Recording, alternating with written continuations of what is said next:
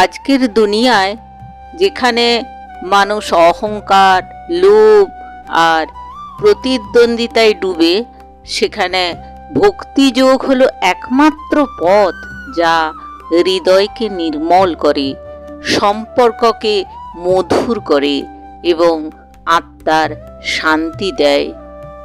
নমস্কার বন্ধুরা, আজ আমরা শুনব ভগবদ্গীতার দ্বাদশ অধ্যায় ভক্তিযোগ। এই অধ্যায়ে শ্রীকৃষ্ণ আমাদের শেখাচ্ছেন ভক্তি বা প্রেমের পথেই কিভাবে সহজে ঈশ্বরকে পাওয়া যায়। ভক্তি শুধু পুজো নয়, এটা এক গভীর সম্পর্ক, ভালোবাসা, সম্পূর্ণ আত্মসমর্পণ। আসুন আজকের এই অধ্যায়ের মাধ্যমে নিজেকে একটু জানার চেষ্টা করি আর হৃদয়ের দরজা খুলে অনুভব করি ভক্তির সত্যতা।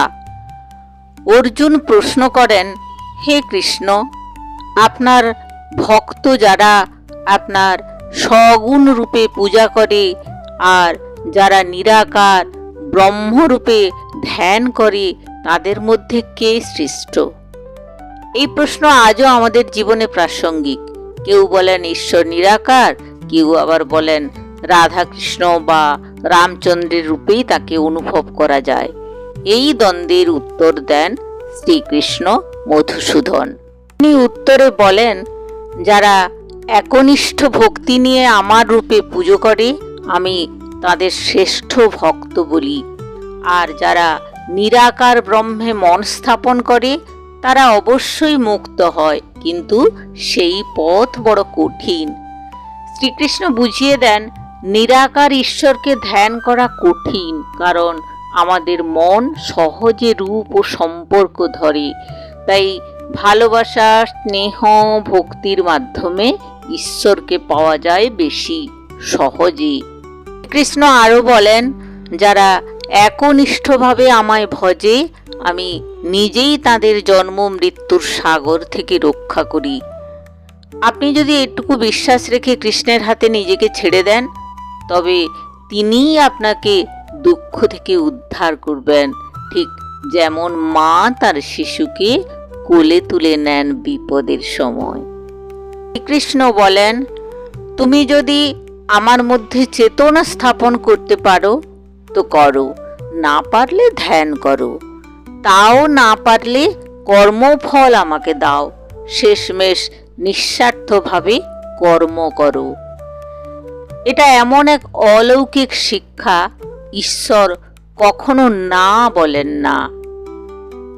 তুমি যতটুকু পারো ততটুকু পথেই তিনি তোমার পাশে থাকেন। এই উদারতা, এই ভালোবাসাই হলো কৃষ্ণের প্রকৃত রূপ। আদর্শ ভক্ত কেমন হন?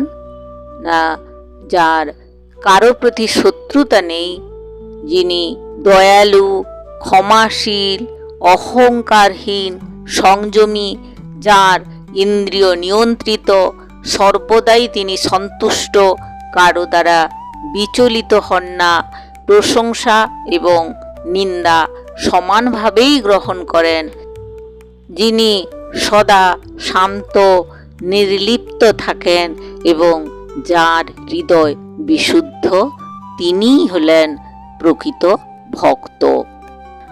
যা বললাম এগুলো শুধু ধর্মীয় গুণ নয়, এগুলো একজন পরিপূর্ণ মানুষের চিত্র। আপনি যদি এমন হতে পারেন, তবে ঈশ্বর আপনাকে ভালোবাসেন আর আপনার ভক্তি হয়ে যায় প্রকৃত অর্থে সফল। শ্রীকৃষ্ণ বলছেন, যারা এইভাবে আমাকে ভজে তারা আমার পরম প্রিয়। ভক্তি মানে শুধু পুজো নয়, ভক্তি মানে প্রেম, ভক্তি মানে বিশ্বাস, সহানুভূতি, নম্রতা। আপনি যখন নিজের হৃদয়কে ভালোবাসা ও নির্ভরতায় পূর্ণ করেন, তখনই কৃষ্ণ আপনার হৃদয়ে আসেন। ভক্তি হলো আত্মার সঙ্গে ঈশ্বরের মিলন। তো বন্ধুরা, গীতার এই অমূল্য জ্ঞান শুধু শোনার জন্যে নয়, জীবনে প্রয়োগ করার জন্যে। আজ থেকেই একটুখানি বেশি প্রেম, একটুখানি বেশি সহানুভূতি, একটু বেশি ঈশ্বরে ভরসা রাখুন। ভগবান কৃষ্ণ আপনার সহায় হবেন, তিনি আপনাকে আশীর্বাদ করবেন। বন্ধুরা, আসুন আমরা শ্রীকৃষ্ণের শরণ নিই, প্রতিদিন কিছুক্ষণ ভগবানের নাম জপি, অন্যকে ভালোবাসি আর মনকে শান্ত করি। গীতার এই শিক্ষা যদি মেনে চলি, তবে আমাদের জীবন হবে সত্যিকারের আনন্দময়। আপনি কি ভগবদ গীতার এই শিক্ষা নিজের জীবনে প্রয়োগ করবেন? কমেন্টে আমাকে লিখে জানাবেন।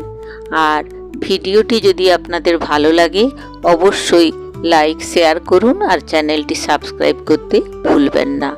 জয় শ্রীকৃষ্ণ। ধন্যবাদ। নমস্কার।